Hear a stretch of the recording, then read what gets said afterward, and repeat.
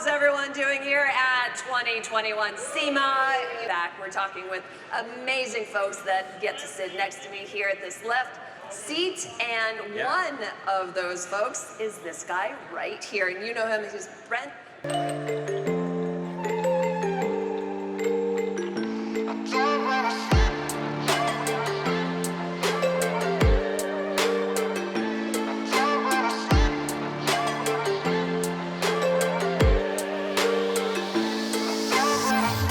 This is crazy. Here we go.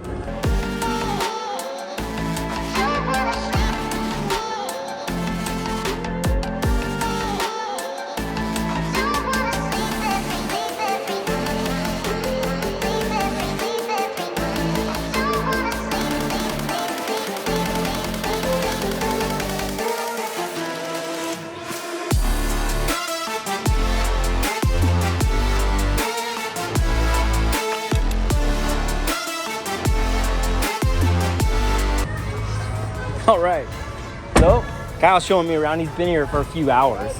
He's taking me up to where I can get my my credentials. So here we go. This is crazy. The tunnel is nuts. It's cool. I made it out to SEMA this morning. Flight was good. Got to hang out with Kyle a little bit. We got to check out some hot rods. Check out this little Lamborghini we got to see. That was 2 JZ powered. Pretty badass little ride. But today I'm in the PRI SEMA booth and I'm talking about the RPM Act. I'm hanging out. I want to discuss it with folks and try to bring some awareness to this all. Pretty nervous to be in a booth and doing all that, but I'm also pretty excited as well. It's going to be an interesting day.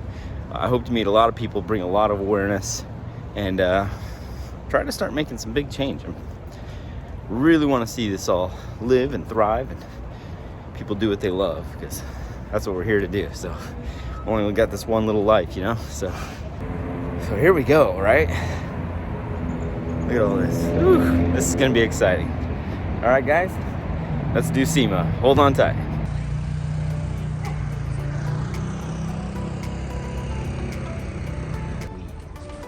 Let's get a good look at her. Ooh. Oh, mini trucking. Always love that too. Feel pretty blessed to just be out here and be able to show you guys stuff and check things out. This is pretty neat. Details, little glass covers. This would just, oh, imagine just ripping around the track on this full bore. Yes, please. I'm in. Beautiful. Details, man. Love it. It's good. All right, so this looks pretty cool. 3 cars. I mean, I can definitely see the need for something like this. Just whether or not the ceilings are tall enough. All right, guys, so this is exciting to me because I love Pro Stock. And Matt Harford was an old import racer that went Pro Stock racing. And he has been just doing great. He's been to some final rounds, which in this class is probably the hardest thing you could ever do. And this car is just beautiful. Same transmission as Sho'nuff, so that's pretty interesting. You know, it's like 1,400 horsepower, naturally aspirated hot rod. They are fast. Love those rides. Oh man, this is the stuff dreams are made of right here. So we got fuel injected ITBs on the Coyote. That is cool.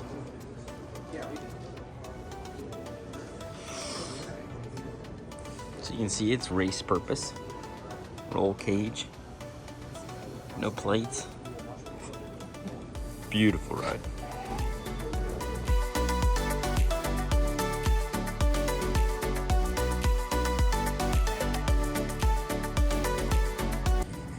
So the EPA basically says that if it's a car designed for the street or highway, that it is illegal to modify. And that if you do modify it and those parts are sold to something, then us as the seller has to prove that that vehicle is going to the track, which in every way I believe is wrong. Burden of proof should always be on the government. It is the responsible person that bought the products to use them correctly or use them for a race purpose. And a lot of guys do want to do that, and most are just like to build this stuff. I don't know how many guys I know that just like to build cars, and then they sell them or they part them out again. But they love the creation, the creativity. It's almost like a puzzle or a hobby. That is badass. Just beautiful. I'll touch style.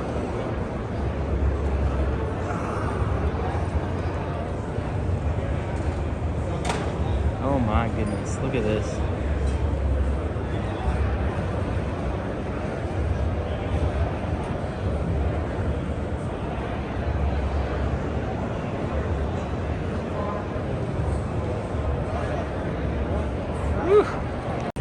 Our speed's actually here, which is ground zero for speed shop that got signed by the EPA. So we're helping to support Brent as part of our Save Our Racecars campaign. It's also why we have our membership to unite the entire racing community behind PRI and the motorsports community to advocate on behalf of speed shops and on behalf of the racing industry. So I'm over here at the PRI booth. This is where we'll be meeting folks and greeting them. That's what we did yesterday for a while. And it was truly amazing. Met so many of you yesterday and got to talk so much about it. They made these little hero cards, these little deals. So you can get on saveourracecars.com, and you guys know, sign the RPM Act, get involved, and get part of all of this stuff we got going on. So, all right, I'm gonna get back to it. All right, guys, so I found out that the speaker for the EPA is here at SEMA. I'm gonna go and see what this is all about. I got a little knot in my stomach, but I think I should sit in the front row. Let's see what's up. Not with us, but he is here. And he just texted me, said he's going to be audio, so I combed my hair for no reason.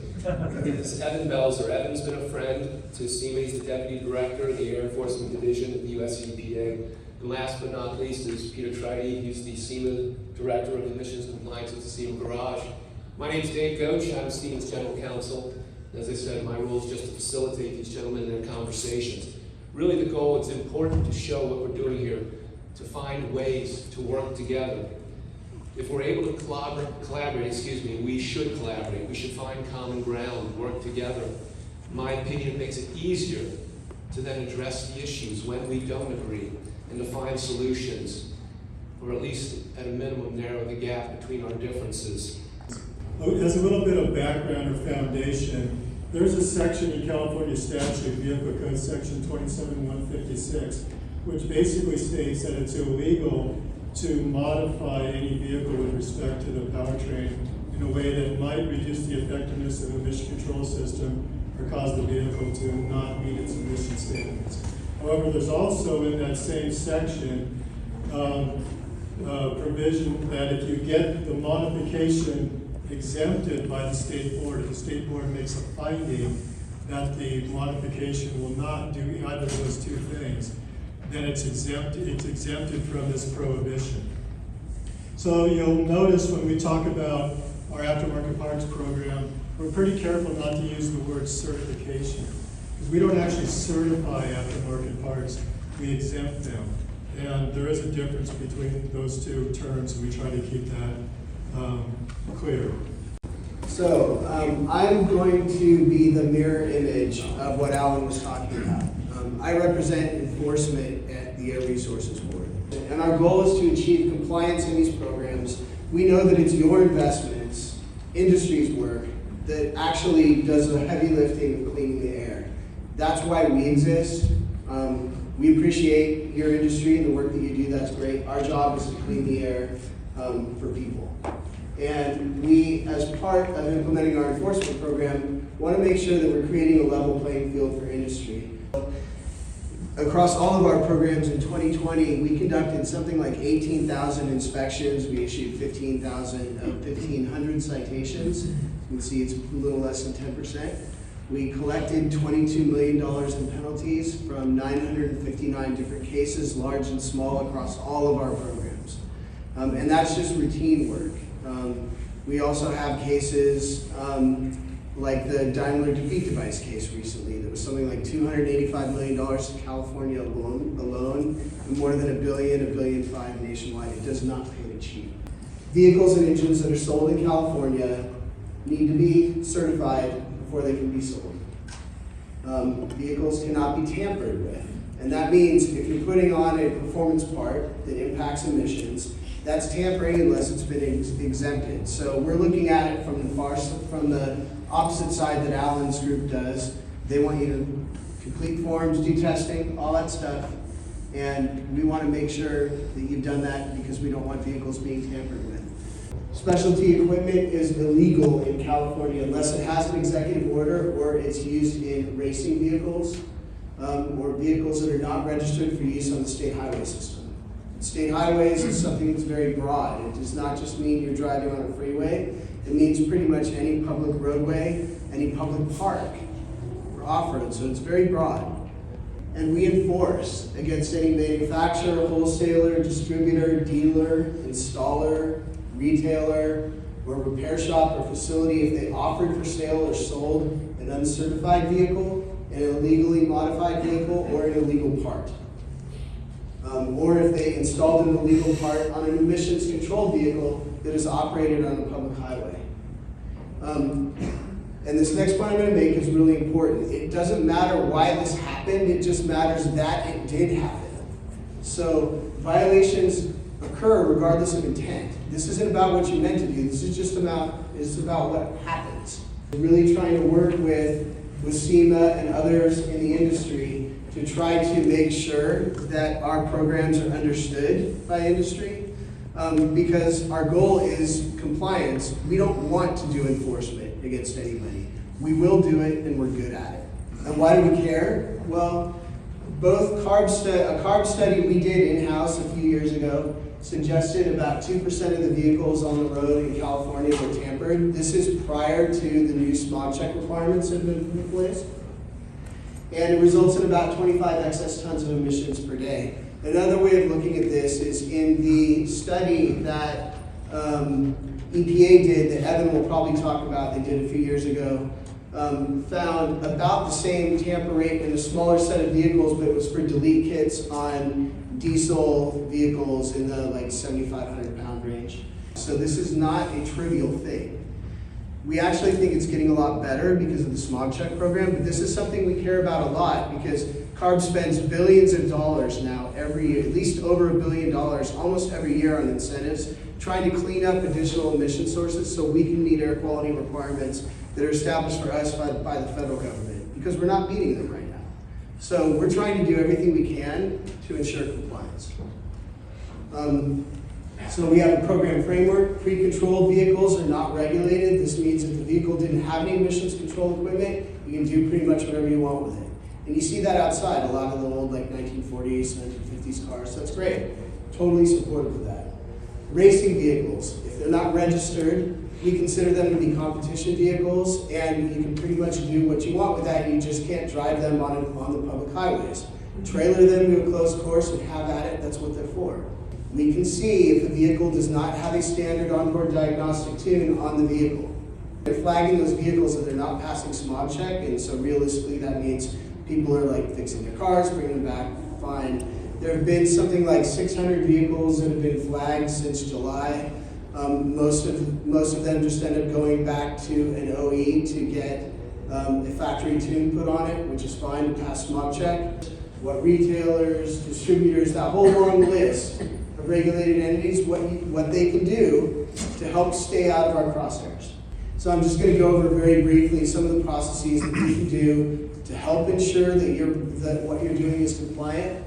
Obviously, we look favorably if you are pursuing EOs for products. If you install, sell, advertise only emissions legal parts, that will keep you compliant. If you are looking to make sure that a vehicle doesn't have a license plate, doesn't have any registration prior to installing performance parts, that's a competition vehicle to us, and it's okay so long as it's not registered. But if that person goes out and registers that vehicle later and we find it, we find your parts on it, you're still liable. So it's important that you tell the people what you're doing and what is legal in California, because it's a strict liability standard. I know that's not popular, but that is the way the law works. If you notify the vehicle owner that the vehicle is tampered, if they bring it in, they want you to work on it, you don't want to contribute to tampering the vehicle. If you educate consumers on what's legal and not, that helps you. Keep records on all this so that if we catch you and we come to you, be able to tell us what you've done to try to build a strong compliance program. That is something that we consider. When we establish penalties, the way it works, we start from the top and we work our way down, and we're trying to make the punishment fit the crime. And the more things that you do to try to strengthen and have a compliant program, the less likely we are to take a substantial penalty for whatever violations we find. Obtaining information about the consumer and keeping records on it. That you told them that if you're giving them this performance part and they say, yeah, I have a competition vehicle, keep a record you told them. And if they're later found having registered the vehicle for whatever reason, you can say, look, I told them this.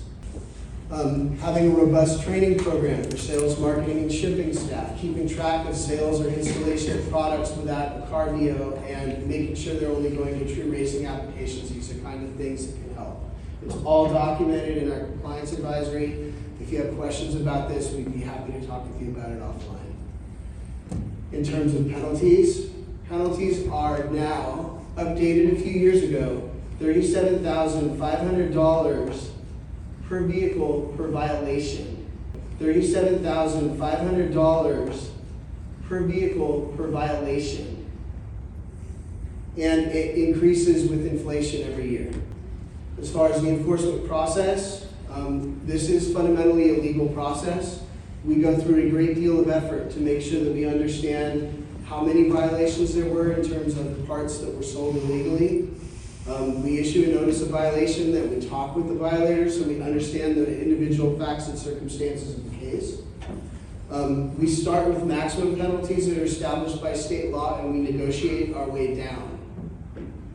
And ultimately, it's a civil settlement. It becomes a contract between CARB and the responsible party that you won't do it again, that you pay the penalty, and that you are compliant going forward. If we catch you doing it again, which we have run across, we take much higher per unit penalties than we did before. But I do want to assure you that if we go into this situation, this is a legal process. We are doing our documentation right. If we need to, we will take people to court.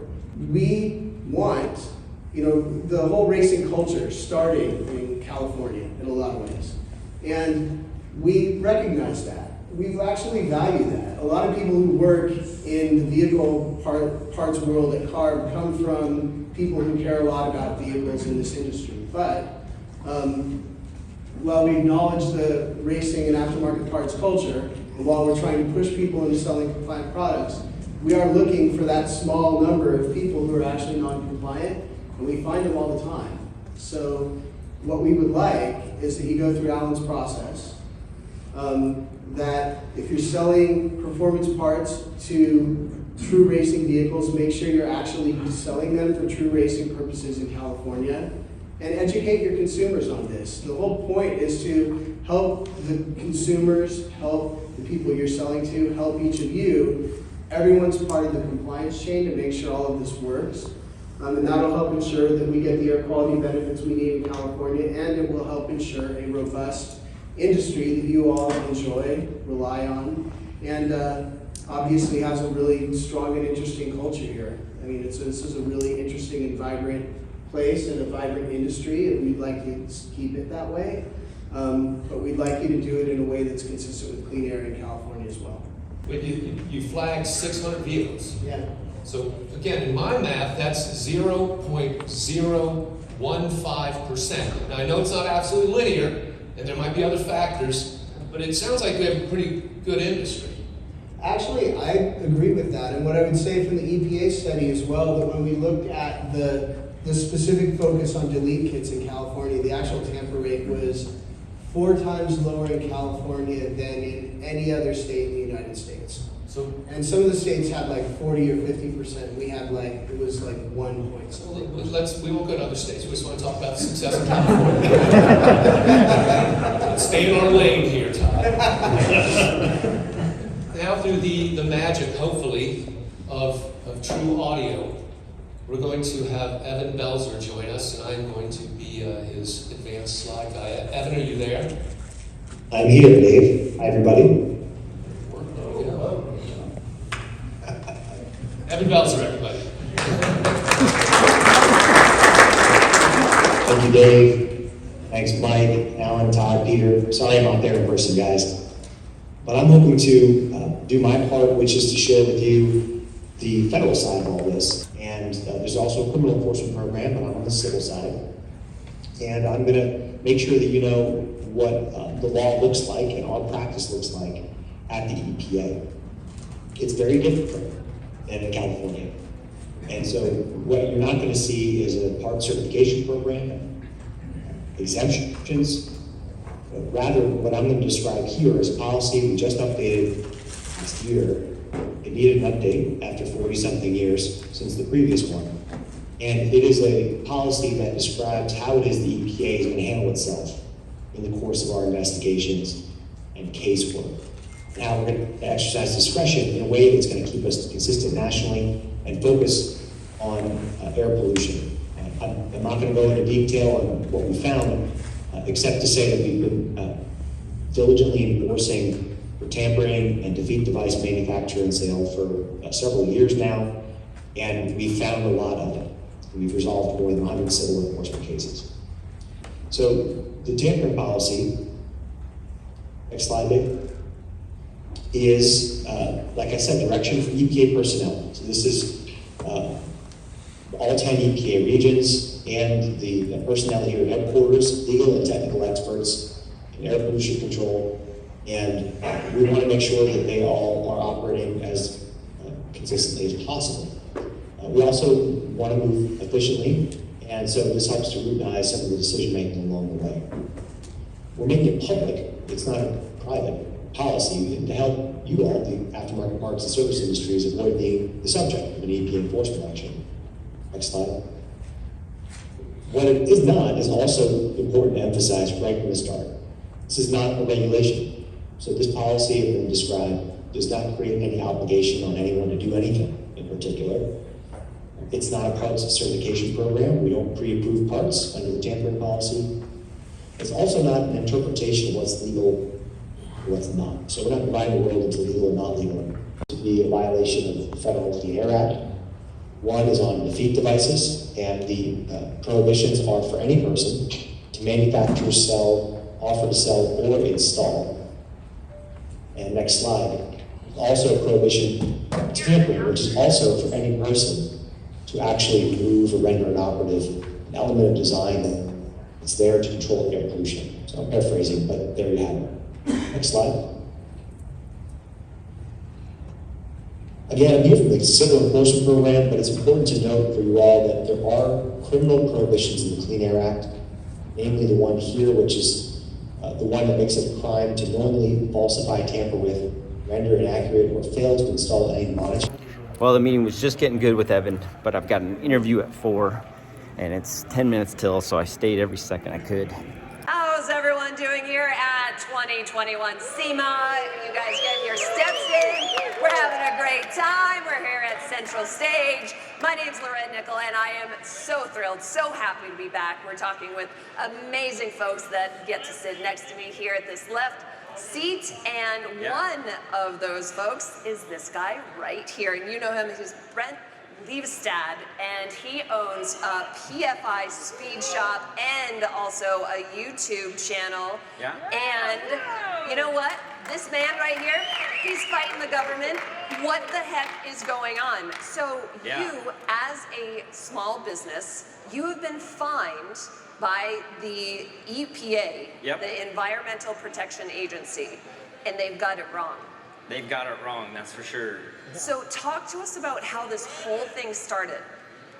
It started, I was actually in California with Amelia Hartford, helping her tune one of her hot rods. The shop got a letter, a 208 letter from the EPA requesting what we sold, who we sold to, and who we were buying from. So, you know, I didn't think much of it, you know, just standard government stuff. So we complied, we gave them everything, and then we didn't hear from them for, you know, a good 8 months or so. And then one day I came into the shop and I got a certified letter saying I had 30 days to pay an $18,000 fine, or after that it was going to go to $180,000 for selling 37 Honda S300s, which is just like a little programmer that you can solder into 92 to 95 OBD1 Honda ECUs. Wow. Yep. So what Brent is fighting against is the EPA, and that's the Environmental Protection Agency. And what the agency is saying is that you can't modify parts for cars, even if you're trailering the car to the track and not taking it on the street. And so right now you have $18,000 in fines lobbed against you. Yep.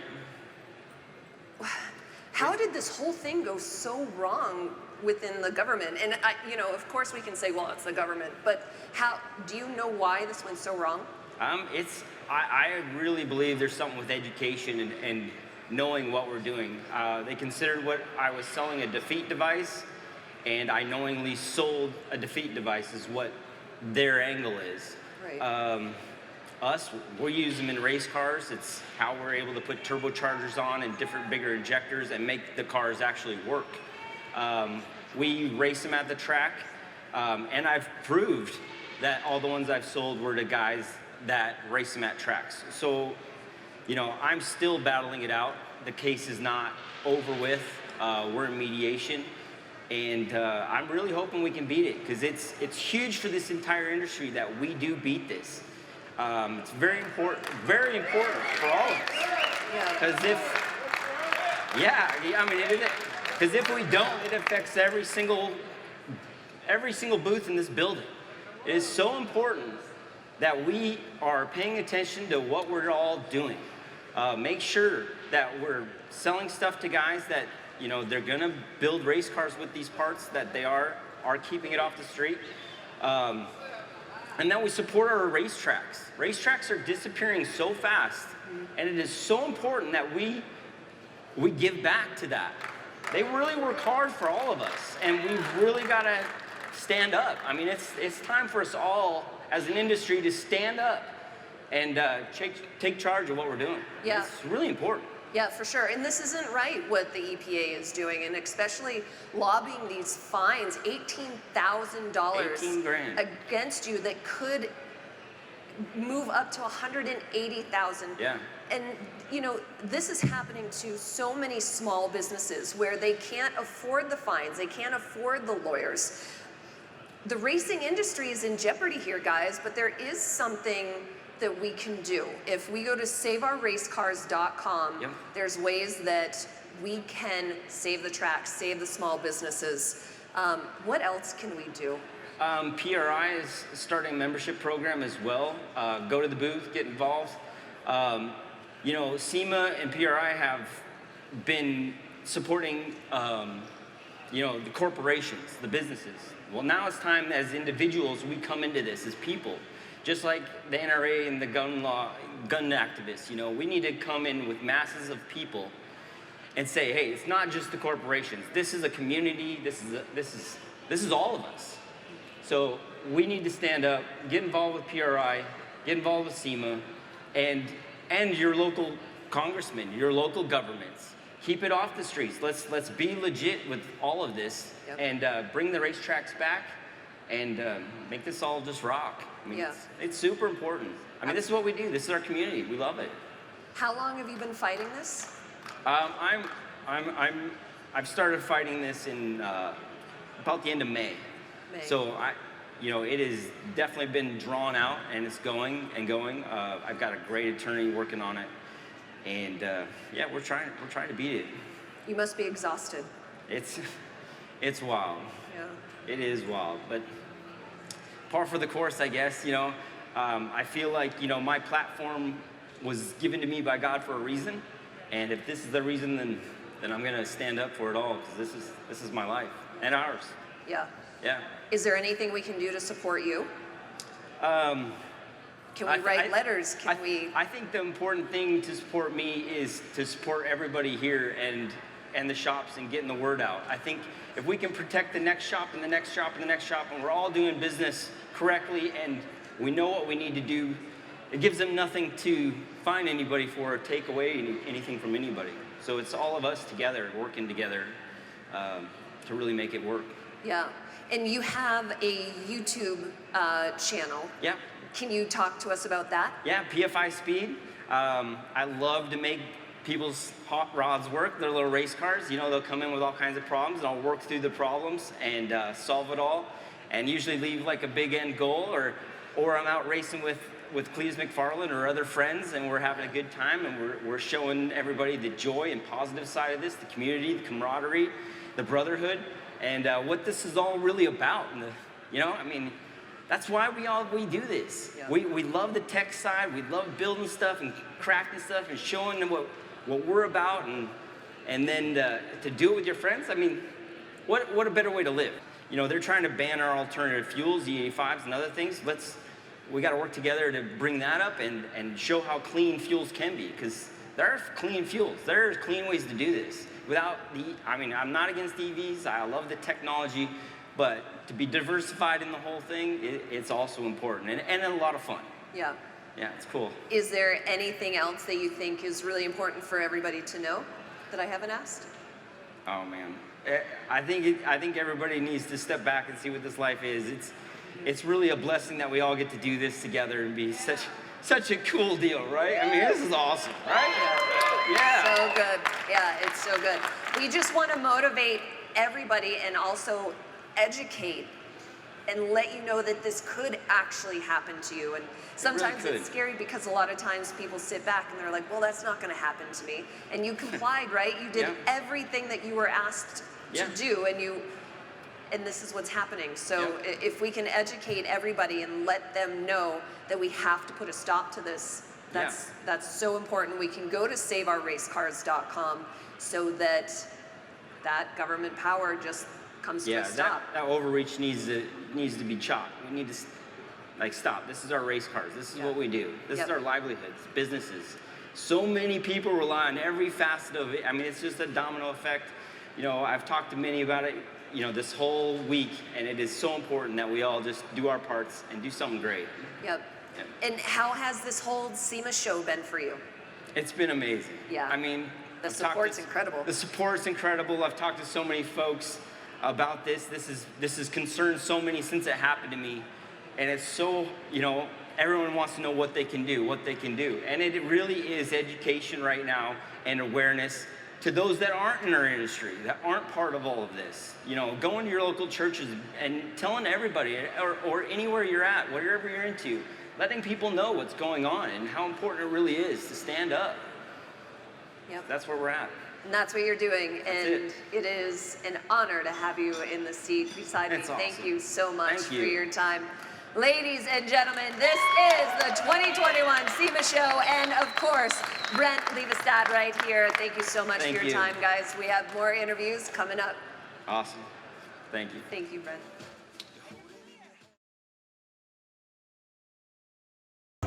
Well, guys, the interview went great, and I was I was super nervous, but then it just flowed, so I was pretty stoked about it. But we're getting out of SEMA. I'm gonna head to MIR and head to World Cup Finals. So let's leave off with some of the hot rods from the SEMA show. this out. Internal combustion hydrogen powered. There's obviously a way. So then again, it becomes a. Those look like big injectors. Oh yeah.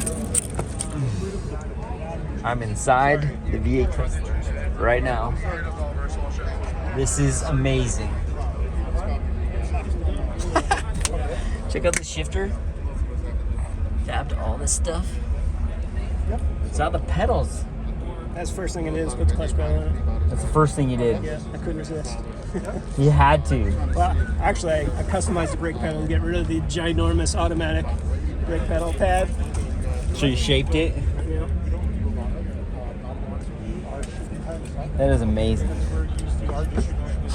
Feels good too. Not like hard or nothing crazy. Feels stockish. As stock Teslas, we can make it. It does. It looks like a with a clutch. Yeah, clutch and the shifters, I mean, that's really what keeps it away. Because not everyone knows they're a flat floor. This was a flat floor. What trans is this? TR6. Oh, okay. With the sequential deal?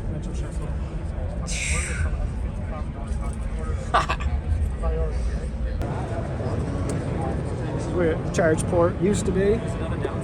Yeah, it's a new charge port. That's so sick, brother.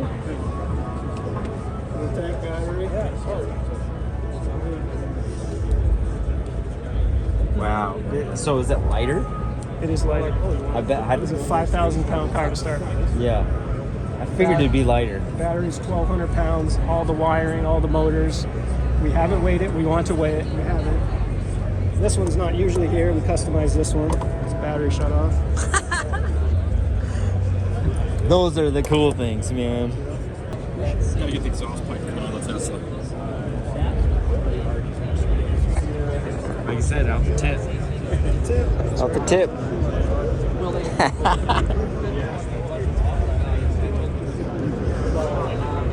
That is cool. Thank you. That is awesome. So Kyle just brought me over to the Honda booth. And this Accord is something else. Holy crap. Look how much room there is back there. The battery's back there. Intake manifold. T20Z. So this is like a Type R motor. Pretty good amount of space.